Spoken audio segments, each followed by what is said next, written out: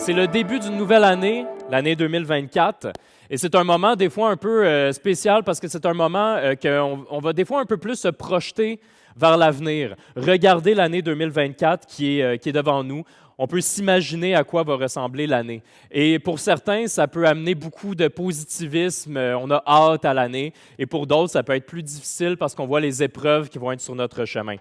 Des épreuves personnelles qu'on va être appelé à traverser, des gens qui savent déjà peut-être des épreuves qui vont survenir au cours de l'année.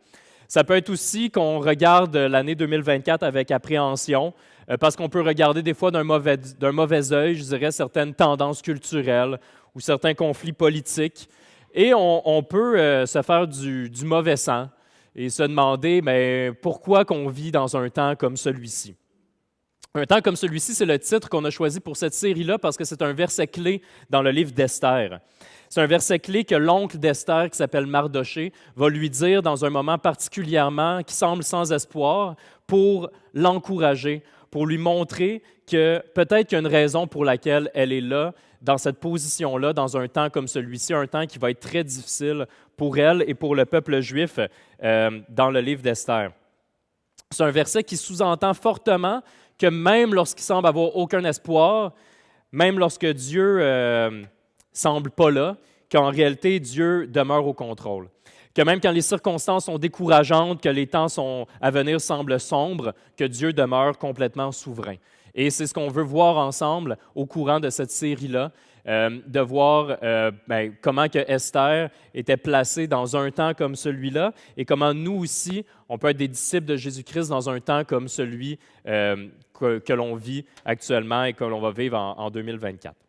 Donc, je vais commencer en priant. La première fois qu'on prie ensemble en grande assemblée en 2024, c'est encore un privilège de pouvoir se rassembler ce matin, de chanter, d'élever des louanges à Dieu et de prier ensemble pour lui. Fait que baissons nos têtes et prions notre grand Dieu.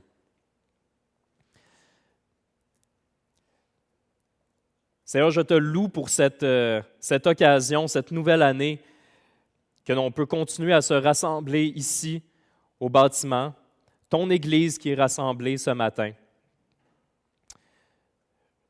Je te prie pour que nous puissions, que tu puisses susciter en nous une persévérance tout au cours de l'année, qu'on puisse s'accrocher à tes promesses, qu'on puisse bâtir notre foi en toi, en ton Fils Jésus, peu importe les circonstances, peu importe ce qui peut se passer dans les épreuves personnelles, dans les épreuves culturelles, peu importe les situations, que tu nous rappelles au quotidien que c'est toi qui es le grand Dieu souverain, qu'il n'y a rien qui échappe à ton contrôle. Et je le sais que je vais l'oublier des fois, je le sais que mes frères et sœurs aussi vont l'oublier à certaines occasions pendant l'année. Je prie, Seigneur, que tu puisses, par ton Esprit Saint, nous le rappeler régulièrement et que tu puisses assurer qu'on continue à s'attacher à toi.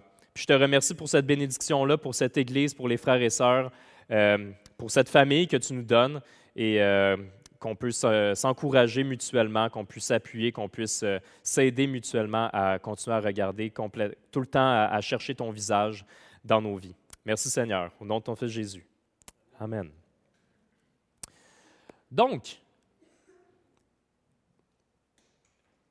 je veux juste vérifier, est-ce que la vidéo il était comme juste avant ou il n'y en avait pas du tout? OK, c'est bon. On va s'assurer qu'il va être là la semaine prochaine. Parce qu'il est vraiment beau en plus.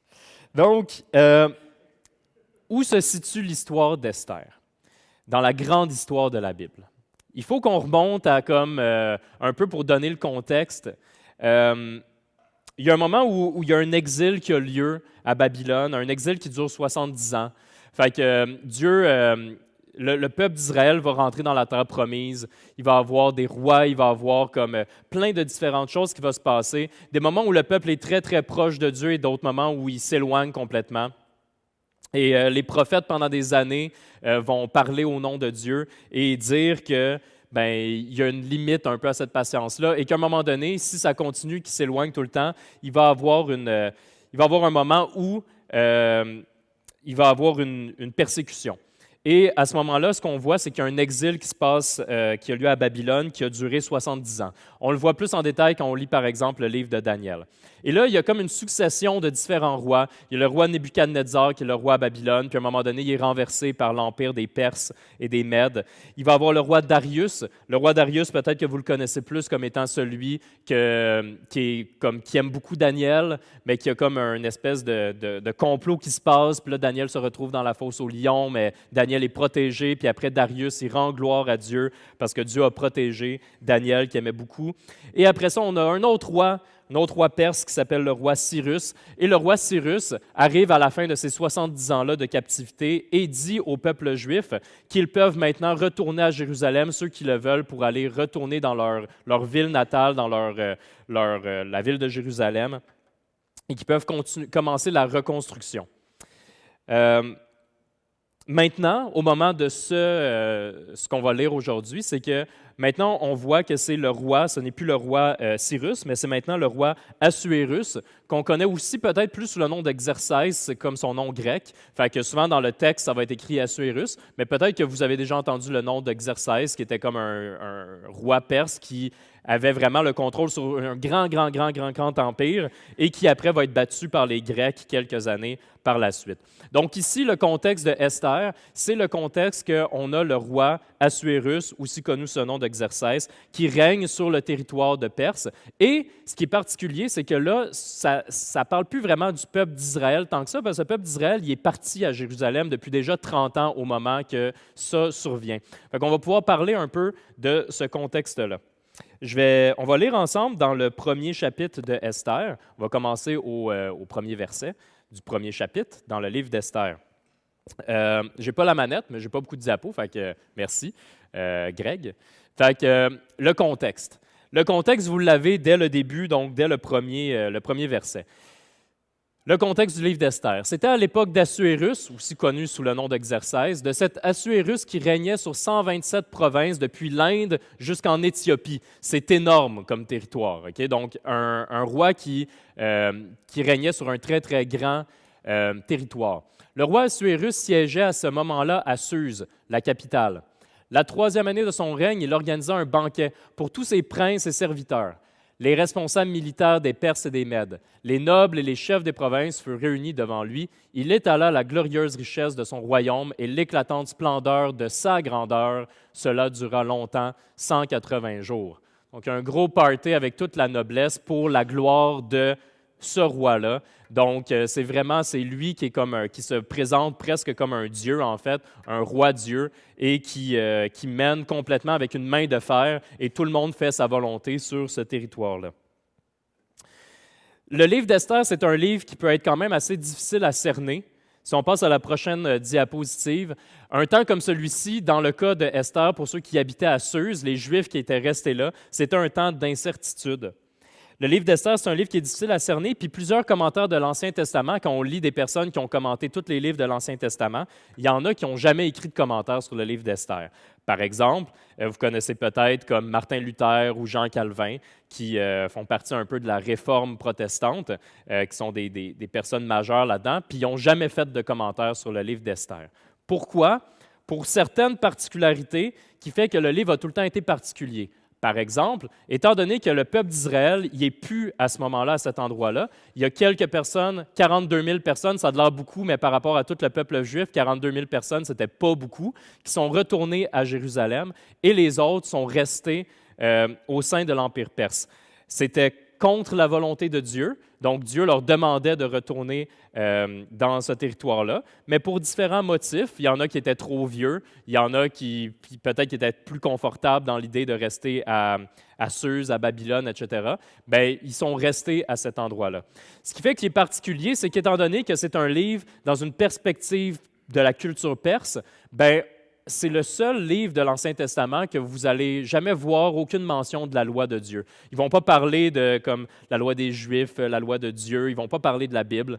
Il ne va y avoir aucune prière. Donc, même dans les moments les plus sombres, on voit qu'il y a un moment, par exemple, que Esther, Mardoché, le peuple juif qui va être encore à cet endroit-là, vont jeûner, mais souvent, le jeûne est accompagné de prière et on ne le voit pas. On voit juste qu'ils disent qu'ils vont jeûner et il n'y a aucune mention directe de Dieu.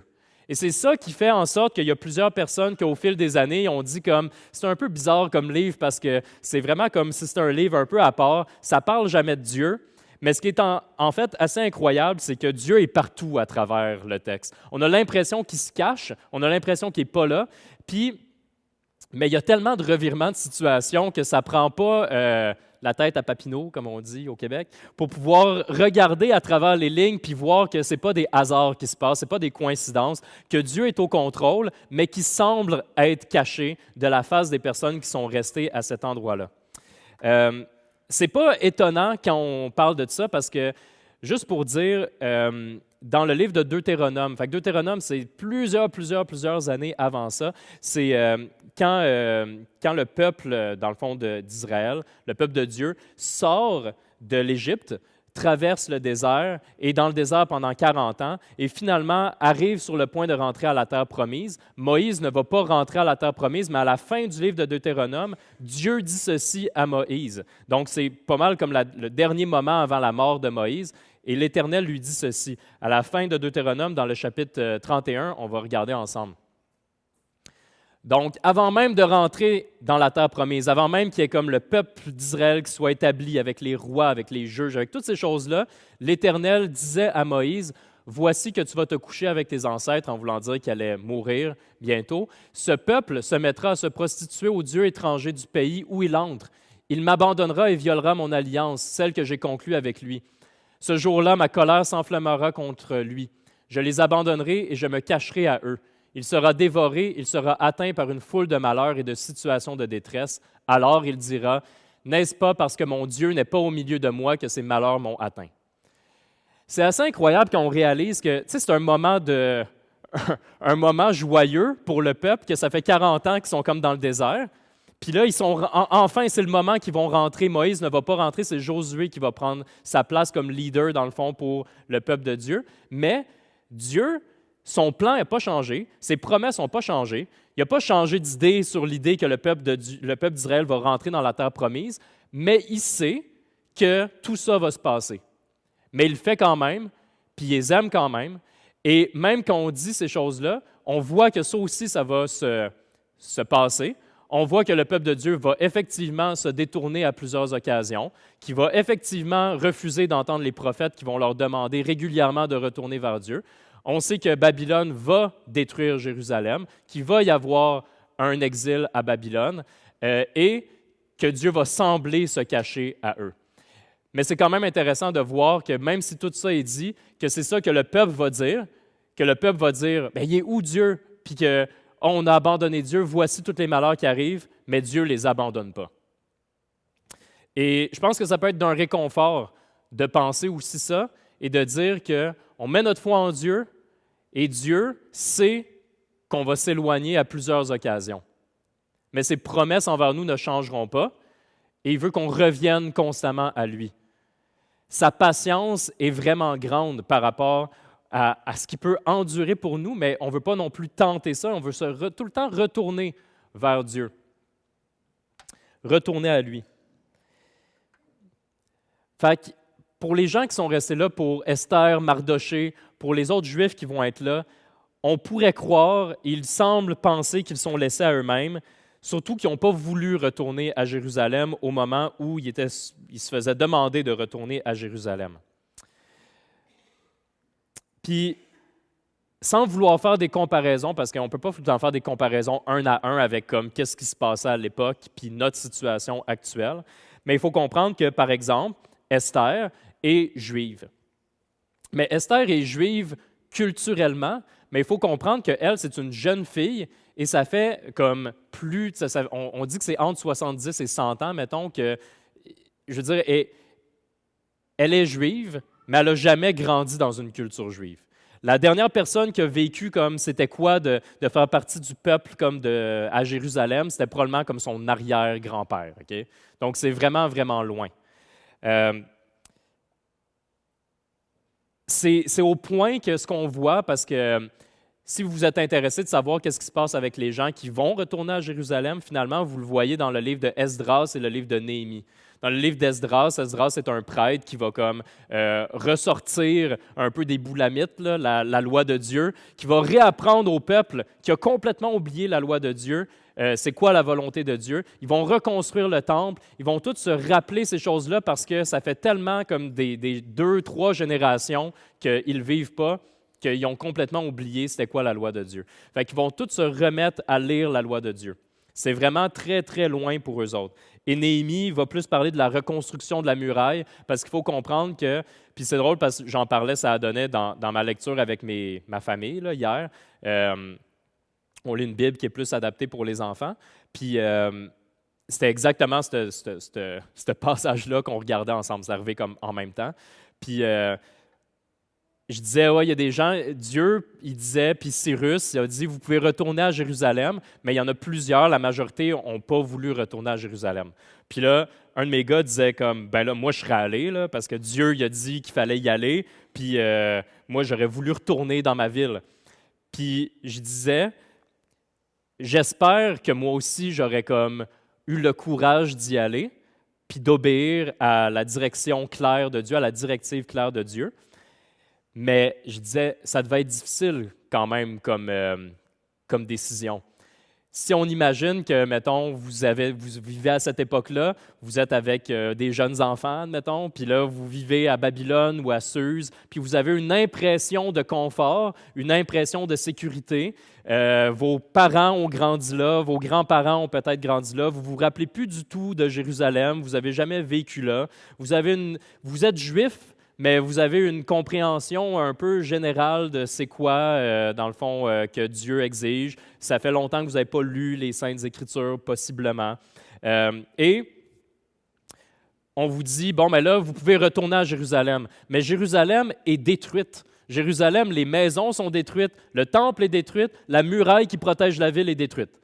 Fait que là, on part sur un grand chemin avec tes jeunes enfants en sachant que tu t'en vas là-bas, que tu vas reconstruire une maison, que tu vas reconstruire le temple et que la ville est vulnérable puis peut se faire attaquer par n'importe quel ennemi parce qu'il n'y a pas de muraille. Puis dans Néhémie, c'est ça qu'on va voir, qu'ils se font attaquer régulièrement, mais que Dieu protège son peuple. Fait qu'il fallait une grande foi envers Dieu pour faire tout ça et c'était la bonne chose à faire parce que Dieu les protège tout au long et teste leur foi et leur montre « Je vais pourvoir pour vous, je vais vous protéger à travers cette épreuve-là ». Mais ça ne devait pas être facile. Et nous aussi, il y a des moments dans la vie que de suivre Dieu, ça demande des sacrifices et ça demande de s'appuyer sur lui et ce n'est pas toujours facile. Donc, ce que je disais à mon garçon, je disais, j'espère que Dieu m'aurait donné la force de pouvoir faire ce choix-là qui ne devait pas être facile. Puis nous, culturellement, ce que je disais qui est comme une comparaison, c'est que pour la plupart d'entre nous, c'est peut-être vos parents, ou je dirais vos grands-parents, plus les grands-parents ou les arrière-grands-parents qui ont vécu dans une société qui était complètement judéo-chrétienne, avec une culture judéo-chrétienne, avec des valeurs judéo-chrétiennes, que tu pouvais assumer que la plupart des gens allaient à l'église le dimanche matin, que la plupart des gens avaient ces choses-là en commun. Et quand je dis qu'il y avait une culture, je ne suis pas en train de parler d'un salut nécessairement, je ne sais pas, je ne peux pas attester de qui avait une véritable foi en Jésus ou qui le suivait parce que c'était ça la culture à ce moment-là, mais je sais que ça peut être difficile des fois de voir un peu cette idée-là de penser que plus ça va, plus la tendance générale de la société occidentale, la tendance visible, c'est qu'on s'éloigne de la culture judéo-chrétienne et que ça peut même devenir hostile un peu à ce que ça représente. Et c'est ce que Esther vivait, c'est ce que Mardoché vivait, c'est qu'eux avaient une culture juive, mais le peuple perse, qui le tolérait pendant un bout dans le livre de Esther, devient complètement hostile aux Juifs.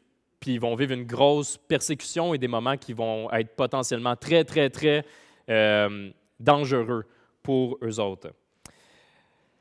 Donc, on peut facilement regarder les circonstances comme Esther devait regarder les circonstances et comme nous, on peut regarder les circonstances et se dire que quand les circonstances deviennent plus hostiles, plus difficiles, qu'on vit un temps d'incertitude.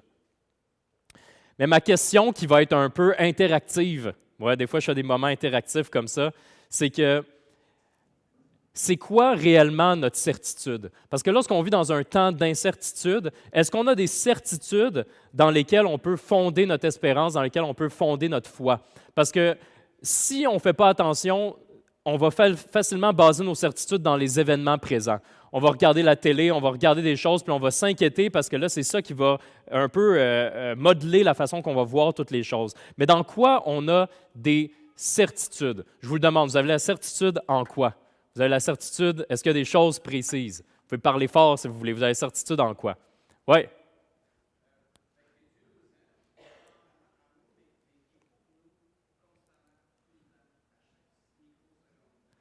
Qui est tout le temps pour nous, qui nous aime, puis qui est tout le temps présent pour nous. On peut avoir la certitude de ces choses-là, malgré les temps qui changent. Est-ce qu'il y a d'autres choses aussi? Oui.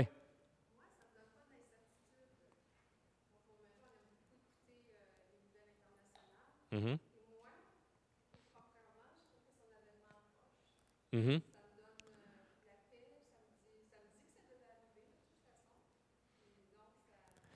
Fait que quand on voit des conflits, quand on voit des incertitudes au niveau, peu importe, là, des trucs qui peuvent nous inquiéter au niveau international, on sait que son avènement approche, on sait que Jésus revient un jour. Puis des fois, je me mets en arrière puis je me dis, tu sais, dans le temps de la Deuxième Guerre mondiale, là, il y en avait probablement des raisons d'être incertain puis de s'inquiéter. Hein? Puis les promesses de Dieu étaient les mêmes à ce moment-là que maintenant, et Jésus allait arriver un jour ou l'autre, à ce moment-là, comme maintenant. C'est des choses qui n'ont pas changé. Ça ne veut pas dire nécessairement que ça va pas fournir, on ne va pas ressentir une inquiétude, mais ça veut dire qu'on a la certitude que Jésus revient. Amen? Amen. Est-ce qu'il y a d'autres certitudes que vous avez aussi, que la Bible vous dit? L'éternité avec lui. La mort ne fait plus peur. La mort a été vaincue par Jésus sur la croix et par sa résurrection. Même si on a peur de souffrir, on peut avoir peur de mourir, on peut avoir peur la mort est triste, la mort est pas dans le plan, va être renversée complètement un jour, mais on peut avoir la certitude que, ben, si on meurt, on est avec notre Sauveur. C'est ma prière que pendant l'année et pendant le reste de nos vies aussi, qu'on puisse continuer à avoir une ferme assurance en les promesses de Dieu, qui sont les mêmes qu'elles étaient. La prochaine diapositive, je vais vous parler que c'était un temps de confort aussi. Un temps de confort, là, on s'entend que vous allez voir que c'est plus très confortable comme situation pour le peuple juif en Perse, sauf qu'à ce moment-là, il y a un confort qui est vécu surtout par Assuérus, par ses ministres, par toutes les personnes qui sont là, qui sont dans une situation de pouvoir. Si on continue, ici on est rendu au chapitre 5, pas au chapitre 5, au verset 5 au verset 8. À la fin de cette période, donc à la fin du banquet qui a duré 180 jours, le roi organisa un autre banquet, ce n'est pas suffisant un banquet de 180 jours, pour toute la population de Suse, la capitale, du plus grand au plus petit. Celui-ci dura 7 jours, ça c'est le peuple, ça c'est pour tout le peuple, et eut pour cadre le jardin du palais. Des tentures blanches, vertes et bleues étaient attachées par des cordons de fin lin et de pourpre à des anneaux d'argent et des colonnes de marbre. Des lits en or et en argent reposaient sur un pavé de porphyre, de marbre, de nacre et de pierre noire. On servait à boire dans des récipients en or, tous différents les uns des autres. Il y avait du vin royal dans une abondance qui reflétait la puissance du roi. Cependant, conformément au décret, on ne forçait personne à boire. En effet, le roi avait ordonné à tous ses serviteurs de se conformer à la volonté de chacun. Ça semble être des détails, des fois, quand ça dit pourquoi ils disent qu'il y a des tentures blanches, vertes, bleues, tu sais, comme c'est juste des couleurs. Là, nous autres, on va aller, mettons, dans un magasin de peinture, on achète bien les couleurs qu'on veut. Sauf qu'il faut comprendre que toutes les épices, tous les matériaux, toutes les couleurs, ça venait de pigments naturels. Puis que quand on voit qu'il y a plusieurs couleurs, c'est un symbole de richesse parce qu'il fallait que tu amènes ces pigments-là de fleurs qui venaient de partout dans plein de pays différents. Fait qu'ici, il y a un étalement de toute la gloire de Xerxès et son empire qui veut démontrer. Et nous, on ne vit pas le même genre d'excès. Là. C'est pas comme... on s'entend que c'est un excès de quelqu'un qui est très, très riche et qui gouverne un empire. Mais il y a cette idée-là qu'il y a un confort qui est vraiment un abus de confort. Tu sais, comme, OK, il y a de la bouffe à pu finir, du vin à pu finir, un étalement de toutes les richesses et une emprise du confort. C'est assez incroyable de penser, j'y pensais quand je préparais le message, puis je me disais, on a accès à tellement de savoir. Tu sais, quand on lit, par exemple, dans le livre de Un roi, on voit le roi Salomon, puis on voit qu'il y a une reine, la reine de Séba, qui fait un long voyage, qui donne de l'or, des pierres précieuses, des parfums, pour pouvoir avoir accès à qu'est-ce que le roi Salomon sait, c'est quoi ses richesses, sa sagesse, son savoir qu'il a acquéri, parce qu'il y a plein de gens qui venaient parler au roi Salomon. Puis nous autres, ben, tu peux sortir ton téléphone, puis tu as accès à comme plein d'informations, plein de choses qui étaient considérées comme tellement précieux à ce moment-là, une richesse que seuls les plus grands rois pouvaient avoir accès à cette richesse-là. Mais maintenant, vous pouvez savoir, en regardant sur votre téléphone, qu'est-ce qui se passe au Mali actuellement. C'est assez incroyable. L'autre chose qui est aussi assez incroyable, c'est qu'il n'y a pas vraiment d'équivalent historique au fait que vous avez en votre disposition tellement de contenu à votre disposition pour une modique somme. Si vous êtes abonné à genre Netflix ou genre The Prime ou peu importe c'est quoi que vous pourriez avoir, vous pouvez payer pour un mois puis avoir toute la musique que vous voudriez avoir, tous les livres que vous voudriez avoir, toutes les séries télé que vous voudriez avoir, tout ce que vous voudriez avoir. Puis il y a des choses qui sont bonnes là-dedans parce que ça donne aussi un accès inimitable à la Bible. Ça, c'est vrai. Vous avez accès sur votre téléphone à la Bible. Vous avez accès à plein de commentaires, à plein de traductions. Mais vous avez aussi accès à beaucoup de choses et il n'y a pas d'équivalent historique. On peut voir des fois des gens, il y a longtemps, qui disent « Ah, arrêtez de perdre votre temps à jouer aux cartes ou arrêtez de perdre votre temps à lire les journaux. » On voit C.S. Lewis qui parle de ça, tu sais. Mais c'était dans un aspect tellement plus limité. Le cœur de l'homme était le même, mais il n'y avait pas une accessibilité aussi facile à tout ce qu'on pourrait vouloir faire. Et dans Éphésiens 5, ça nous dit de racheter le temps. Parce que des fois, faire ça, je ne sais pas si vous êtes d'accord, mais ça nous endort, ça nous engourdit, puis ça nous donne le goût de rien faire. Des fois, on se dit ah, j'aimerais mieux juste être effoiré dans mon fauteuil que de passer du temps avec mes frères et sœurs un dimanche matin. Il y a de la neige dehors, c'est pas facile. C'est une vraie lutte pour vrai. Là. Il arrive des moments que ça ne nous tente pas. Puis là, finalement, quand on y va, ou des fois on se rassemble, puis c'est une bénédiction. Moi, ça m'arrive souvent que je me dis, comme si je faisais juste écouter comme ma disposition naturelle, ma chair, ma fatigue. Des fois, ça ne me tente pas. Mais je suis tout le temps béni de passer du temps en prière, en méditation, en communauté. Le confort peut faire en sorte qu'on ne va pas nécessairement vouloir obéir à Dieu. Je pense que pour plusieurs personnes qui sont restées dans la capitale de Suse ou à Babylone, c'était par motif de confort, qui ne sont pas allés à Jérusalem. Nous, notre Jérusalem, ce qui est demandé, c'est d'aller dans notre entourage, c'est d'aller témoigner auprès de notre entourage, d'être des témoins, de se consacrer à Dieu. C'est des choses qui demandent une intentionnalité et qui peuvent être pas tout le temps évidentes parce que souvent, on lutte entre ça et notre confort qu'on peut avoir. Et ma prière, encore une fois pour 2022, c'est qu'on demeure à l'écoute de Dieu, mais lorsque Dieu met des choses évidentes sur notre cœur par son esprit, qu'on le transforme en gestes concrets.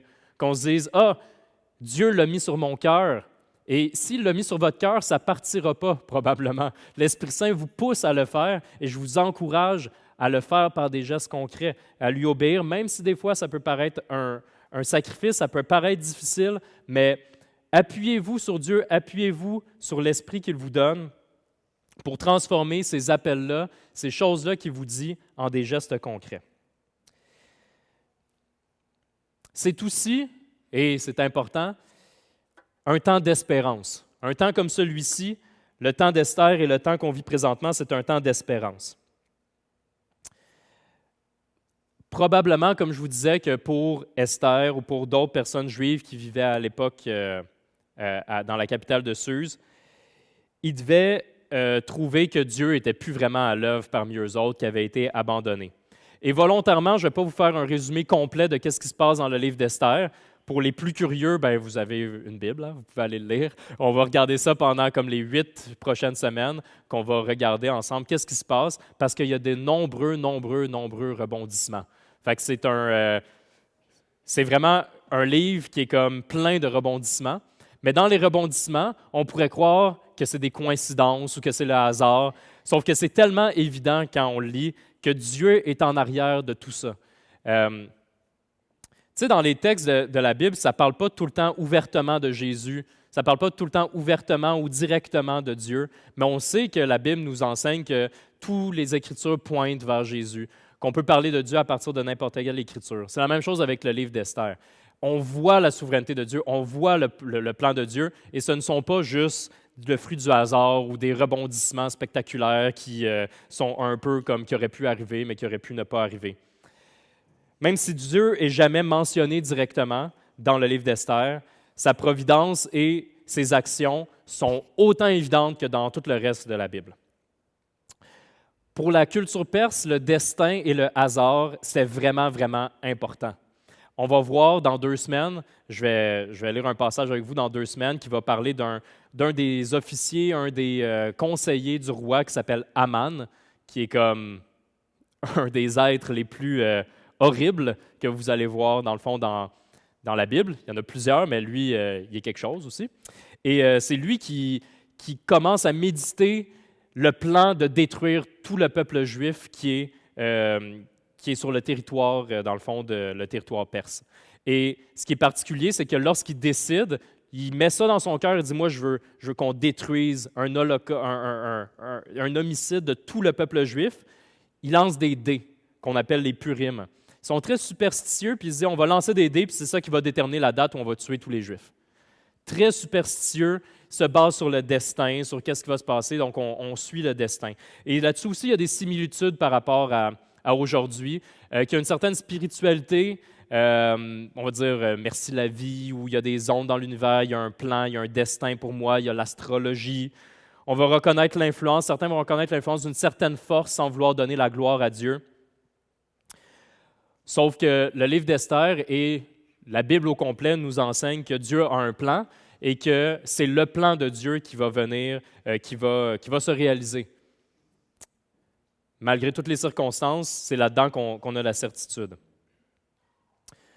Si vous êtes nouveau, nouvelle, je sais qu'il y en a parmi vous qui le sont. Je sais qu'il y en a qui sont venus pour la première fois, par exemple, pour la célébration de Noël ou pour la première fois quand il y a eu la cérémonie des chandelles. C'est une autre occasion de vous souhaiter la bienvenue. Mais c'est aussi pour vous dire que, juste pour que vous sachiez vous situer, dans la dernière année, en 2023, c'est une année où, ici à Ecclésia, on a vu de façon assez incroyable Dieu à l'œuvre, par plusieurs conversions, plusieurs baptêmes, plusieurs personnes qui ont fait des grands changements dans leur vie, par plein de choses. C'était vraiment une année de grâce, que je dirais, en 2023, où on a pu voir que Dieu était à l'œuvre très, très, très facilement. Et c'était un grand encouragement pour plusieurs d'entre nous. Mais, ma question est, qu'est-ce qui se passe si c'est moins le cas en 2024? Parce que ça se peut. Tu sais, des fois, il y a des choses qui se passent, puis il y a des endroits au Québec, il y a des gens qui sont attachés à Dieu, qui enseignent la parole, des super, tu sais, vraiment là, consacrés à Dieu et qui voient peu Dieu à l'action. Qui des fois, ça va prendre une vingtaine d'années, puis là, soudainement, il y a comme un réveil dans une petite assemblée, ou qu'il y a quelqu'un qui sort de cette assemblée-là qui est vraiment consacré à Dieu, puis que Dieu lui permet de faire des grandes choses, il met des œuvres devant lui qui vont être, qui vont avoir une grande influence. On ne le sait pas, ces choses-là. Et si on voit moins, qu'il y a moins de baptêmes, par exemple, en 2024, est-ce que Dieu est moins vivant?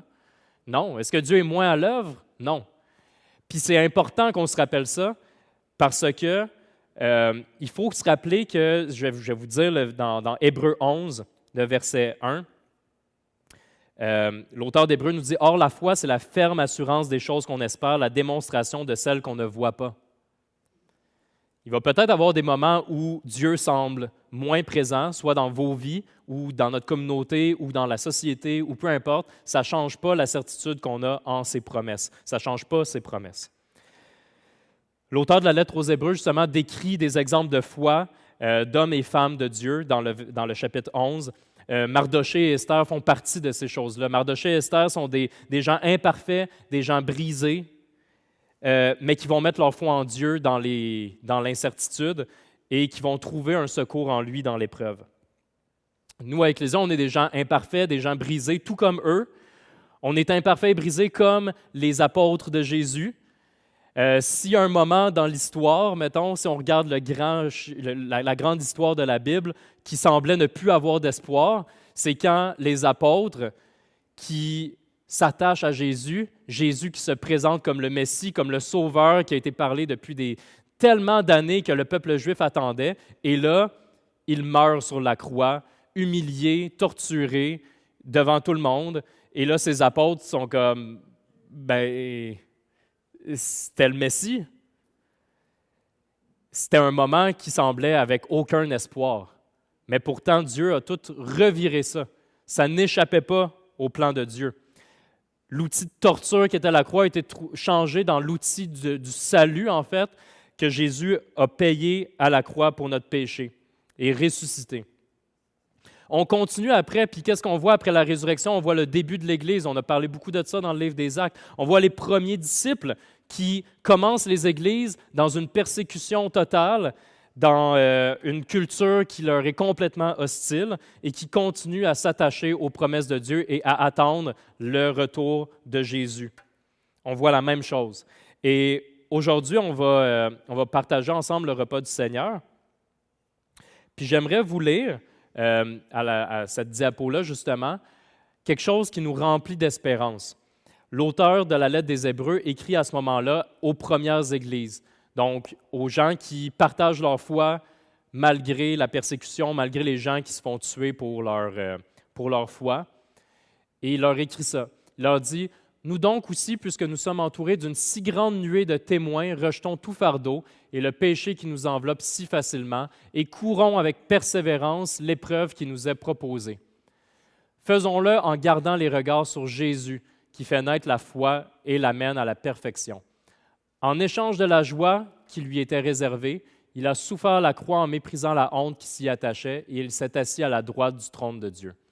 Pensez en effet à celui qui a supporté une telle opposition contre lui de la part des pécheurs, afin de ne pas vous laisser abattre par le découragement. » On a cette espérance en Jésus que Esther et Mardochée n'avaient pas de façon aussi claire, qui ont vécu avant le ministère terrestre de Jésus. On a cette espérance-là qu'ils n'avaient pas. C'est notre espérance en Jésus qui fait naître la foi et qui l'amène à la perfection. Jésus qui n'a pas vu son statut divin comme quelque chose à préserver, mais au contraire qui l'a donné, qui a subi l'humiliation, le mépris sur la croix pour nous, par amour pour nous.